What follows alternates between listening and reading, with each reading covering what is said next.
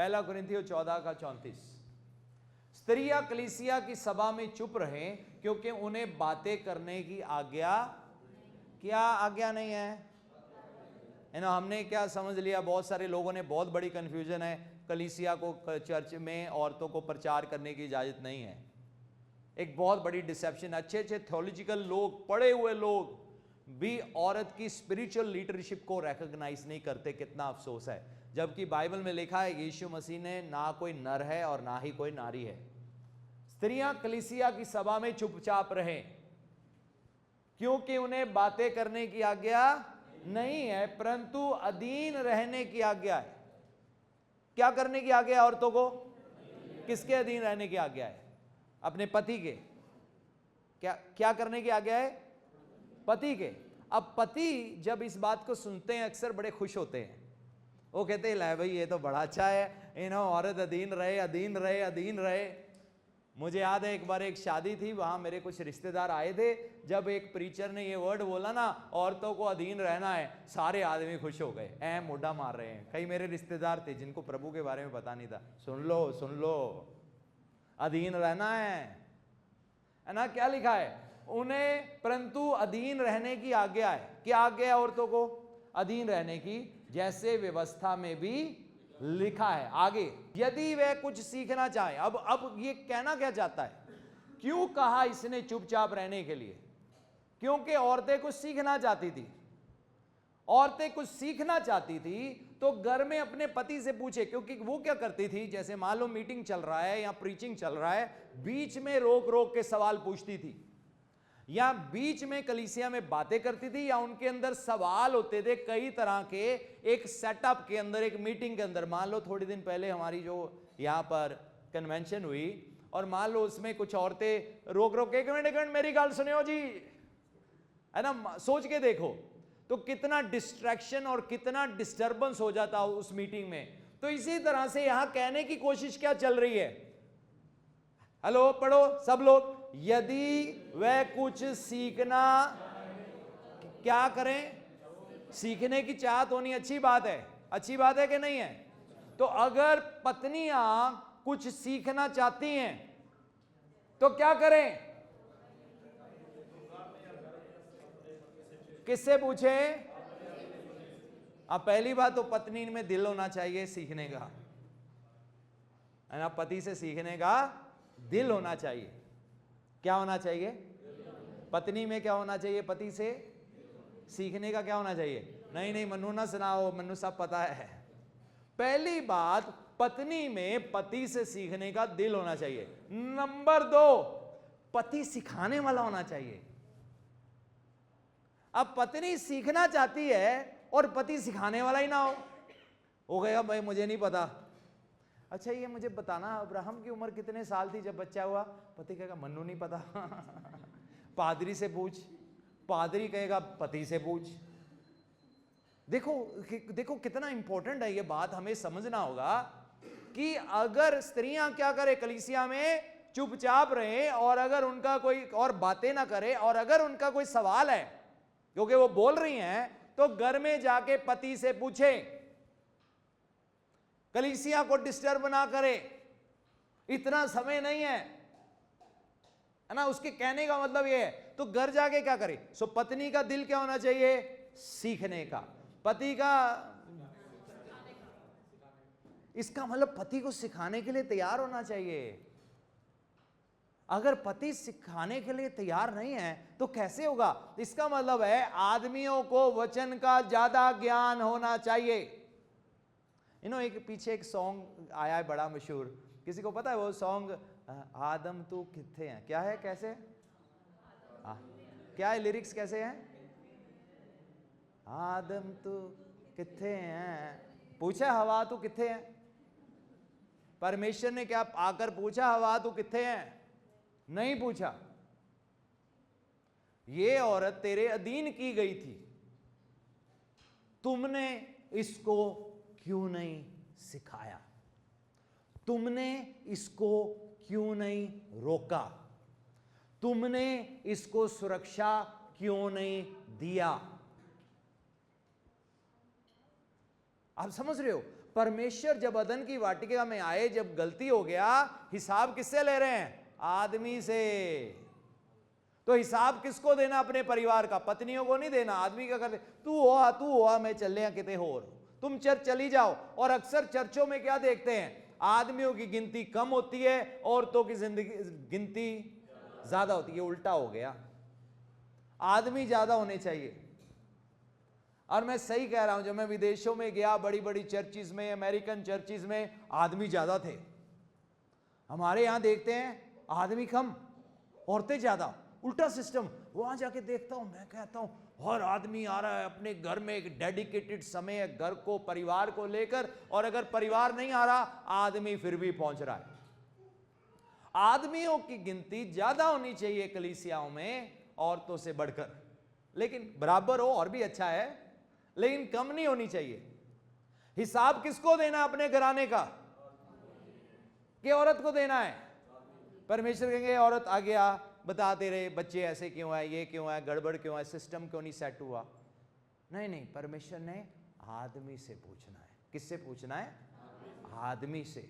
मालूम है, औरत को परमेश्वर ने दिल दिया है, आदमी को भी दिया है ना? और आदमी को परमेश्वर ने दिमाग दिया है, लेकिन औरत को भी दिया है। लेकिन औरत को एक बड़ी अच्छी खासियत है परमेश्वर की ओर से, वो बहुत सारी चीजें दिल से सोचती है। कैसे सोचती है? दिल से। वो दिल से फील करने की कोशिश करती है, वो दिल से बच्चे का दर्द समझती है। बच्चा वाँ वाँ कर रहा है, वो दिल से जानने की कोशिश करती है क्या कह रहा है। और आदमी दिमाग लड़ाएगा, पता नहीं क्यों रोई ਜਾਂਦਾ, पता नहीं क्यों रोई ਜਾਂਦਾ है। औरत कहेगी नहीं नहीं, दिल से समझो। कुछ चीजें ऐसी हैं जो दिल से समझी जाती। कैसे समझी जाती है? दिल। तो दोनों अपनी जगह जरूरी है। दिल का धड़कना भी जरूरी है और दिमाग का चलना भी जरूरी है। मान लो दिल धड़कता रहे, दिमाग चले ना, क्या होगा? है ना?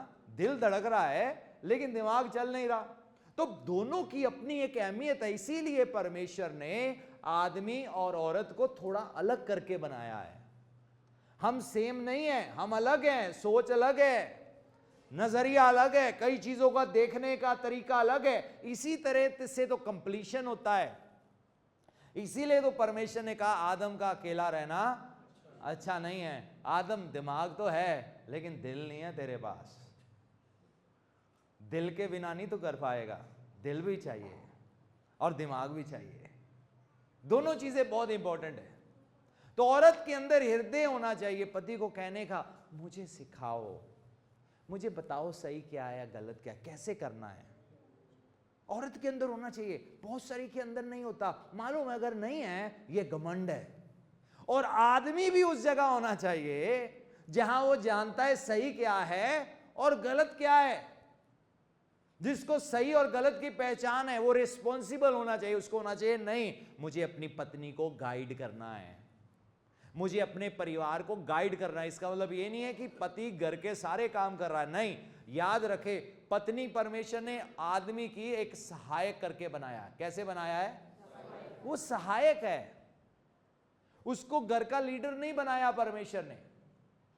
एक सहायक, एक अच्छा सहायक बन के बनाया है, जिसके बिना परमेश्वर तुम कहते हैं तुम नहीं कर पाओगे, इसके बिना तुम नहीं कर पाओगे, ये तुम्हें चाहिए, इसके बिना अधूरे हो, इसके बिना बच्चे नहीं होंगे, इसके बिना बच्चे नहीं पलेंगे, इसके बिना जिंदगी नहीं बनेगी, इसके बिना परिवार नहीं बनेगा, इसके बिना तुम आगे नहीं बढ़ सकते। तो पत्नी का, अगर पत्नी लीडर नहीं भी है घर की, तो भी इसका मतलब ये नहीं है उसका रोल अहम नहीं है। आदमी को परमेश्वर ने घर में लीडरशिप दिया है, और अगर लीडरशिप कोलैप्स हो गया और अगर लीडरशिप जिम्मेवार नहीं है, तो सोचो क्या सिस्टम बन जाएगा। अगर मैं इस मिनिस्ट्री का लीडर हूं, मान लो मैं हर चीज में ध्यान देना बंद कर दूं, मैं 3 साल छुट्टी में चले जाऊं, ठीक है, हर कोई काम कर रहा है, लेकिन उस काम को ऑर्गेनाइज करने का सारा सिस्टम गड़बड़ हो जाएगा। जो जो कर रहा है वो अपना काम कर रहा है, लेकिन उस काम में ऑर्गेनाइजिंग सिस्टम, एक वन यूनिटी वाला सिस्टम खत्म हो जाएगा।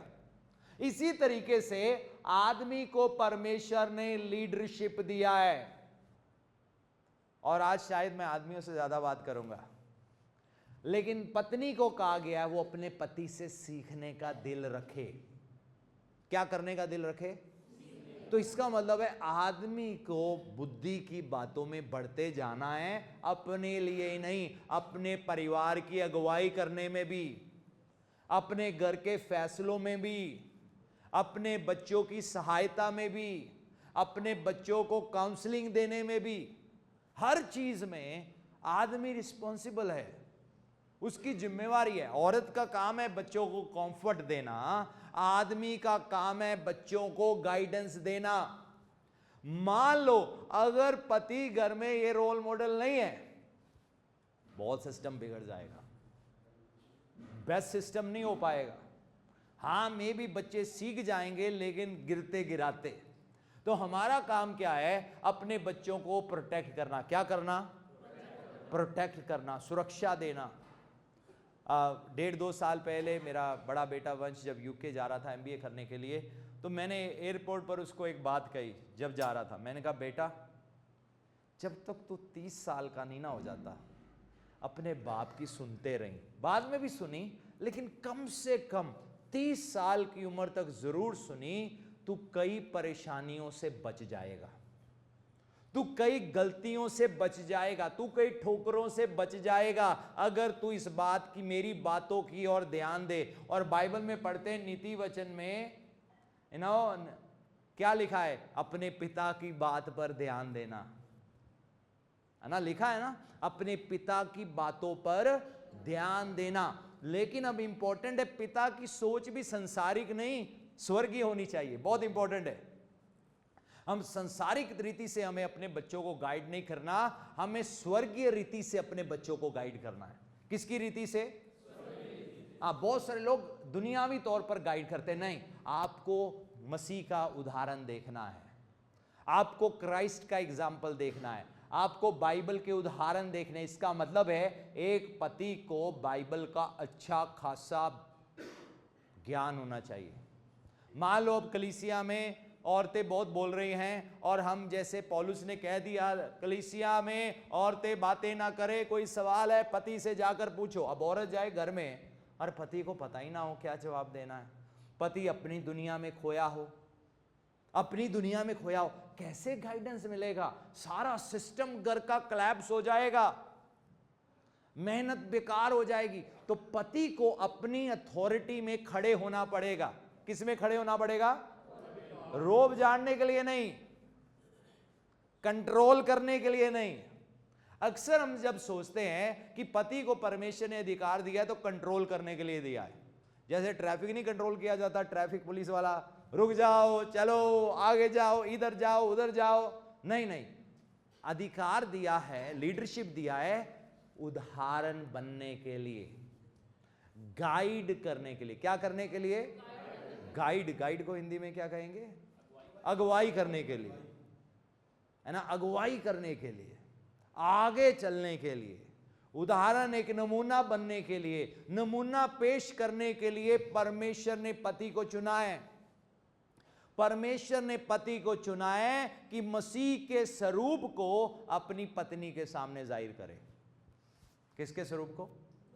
इसीलिए बाइबल में उदाहरण लिखा है। इफिसियों में जब पढ़ते हैं वहां पर इसके बारे में साफ लिखा हुआ है, इफिसियों की किताब में, इफिसियों की पत्री में जो पौलुस ने लिखी, कि पतियों को कैसे, जैसे मसीह ने, मसीह के उदाहरण की बात हो रही है, जैसे मसीह ने कलीसिया के लिए जान दे दिया, जैसे मसीह ने कलीसिया के लिए समय बिताया, उसी तरह से पतियों को भी अपनी पत्नियों के साथ प्रेम करना है, उनके लिए जान देने के लिए तैयार रहना है, उनको सुरक्षित रखना है। क्या रखना है? इसका मतलब है औरत का उस सुरक्षा कवच में रहना जरूरी है ना। हम बच्चों को सुरक्षा देने की कोशिश करते कि नहीं करते, कि ऐसे जाने देते कहीं भी, वैसे ही परमेश्वर को मालूम है ये सिस्टम क्यों बना है।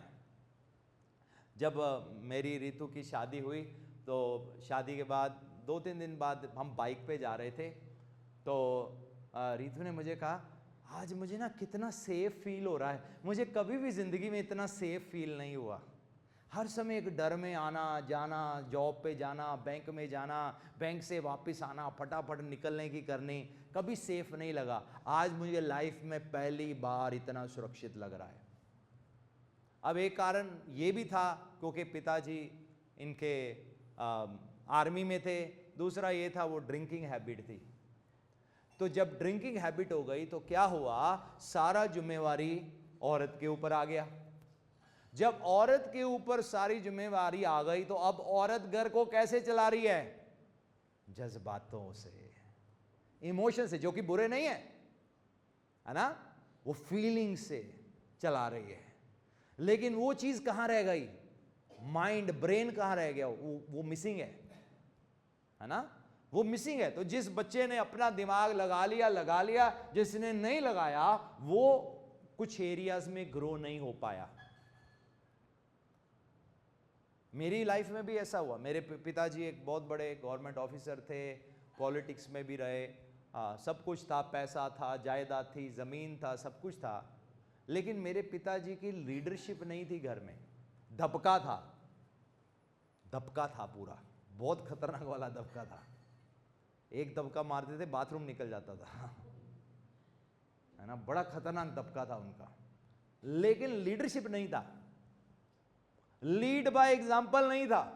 अब किसका एग्जाम्पल फॉलो करें, उदाहरण किसको देखें। मालूम है अक्सर बच्चे, खासकर बेटे भी, बेटे ज्यादातर लेकिन बेटियां भी अक्सर अपने बाप को ना, एक उनको होता है मेरा पापा, है ना, देखा ना कई बार छोटे छोटे बच्चे, क्या मेरा पापा।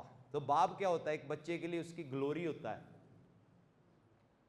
ना, मेरा पापा ऐसा, मेरा पापा। ये मुझे याद है जब मैं स्कूल में पढ़ता था तो एक दिन एक लड़के के साथ बहस हो गया। मेरे ख्याल से मैं फर्स्ट क्लास में होऊंगा, है ना, मुझे धुंधला धुंधला याद है। उसके साथ वो कहता मेरा पापा ये कर लेता है, मैं कहता मेरा पापा ये करता है, ओ जी ट्रैक्टर का हल चुक लेता है। मैंने कहा मेरा पापा ट्रैक्टर ही चुक लेता है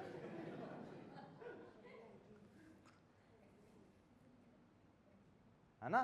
तो कैसे खासकर बेटे वो शान समझते बाप की बात करने में ना, उनको शान लगती है, मेरा पापा ये, मेरा पापा वो, मेरा पापा ऐसा, मेरा पापा वैसा।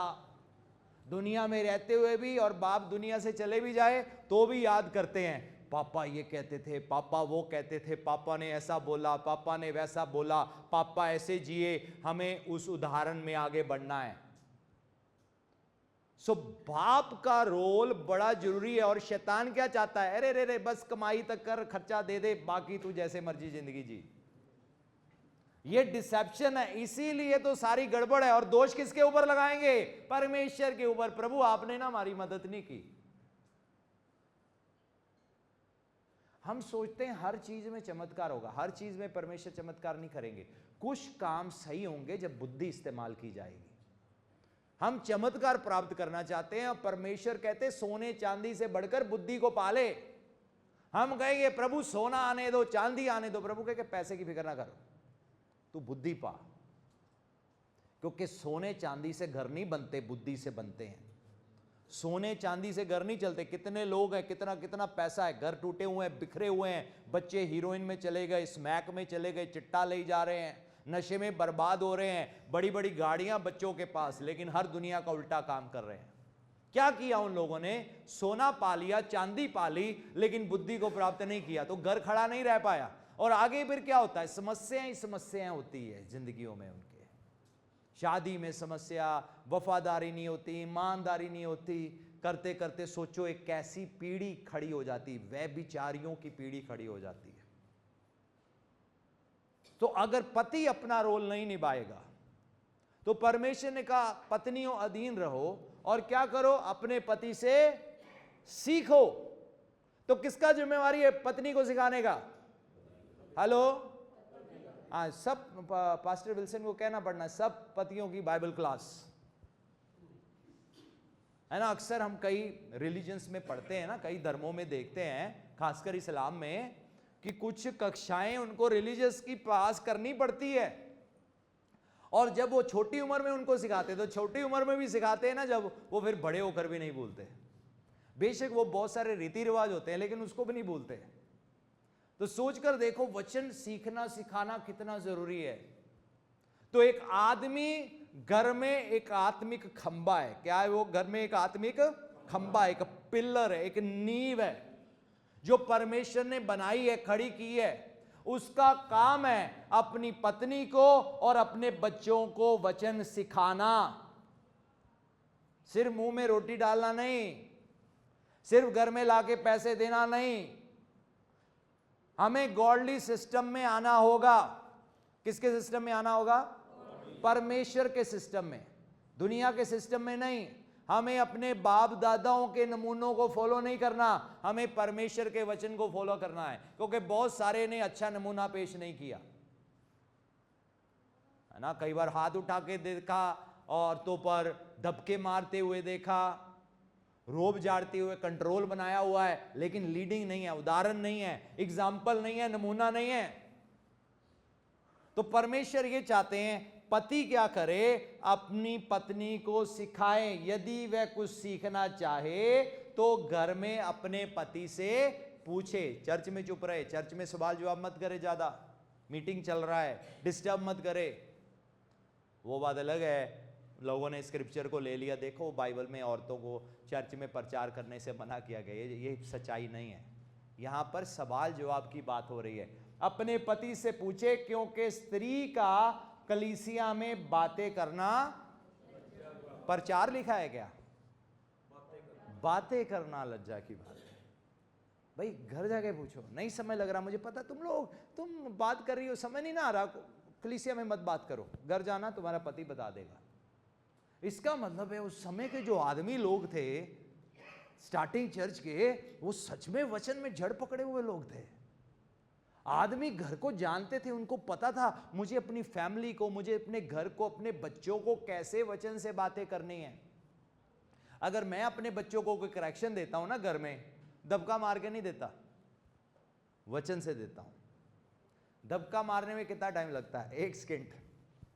वचन अच्छा खासा टाइम लेता है, कई बार 2 घंटे, कई बार 3 घंटे, कई बार 4 घंटे, जब तक उनके अंदर वो चीज घुस ना जाए। दबका मार दिया, सहम के बैठ गए, थोड़ी देर के बाद फिर उठ जाएंगे।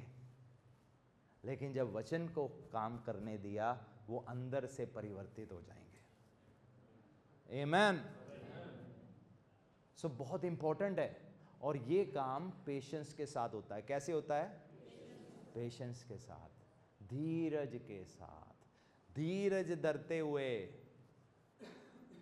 गुस्से में वचन नहीं सिखाया। मान लो मैं आपको गुस्से में वचन प्रचार करना शुरू कर दूं, गुस्सा करते करते वचन प्रचार करता जाओ, आप उसमें आधे लोग सोचोगे क्या हो गया, आपके दिल बंद हो जाएंगे, है ना।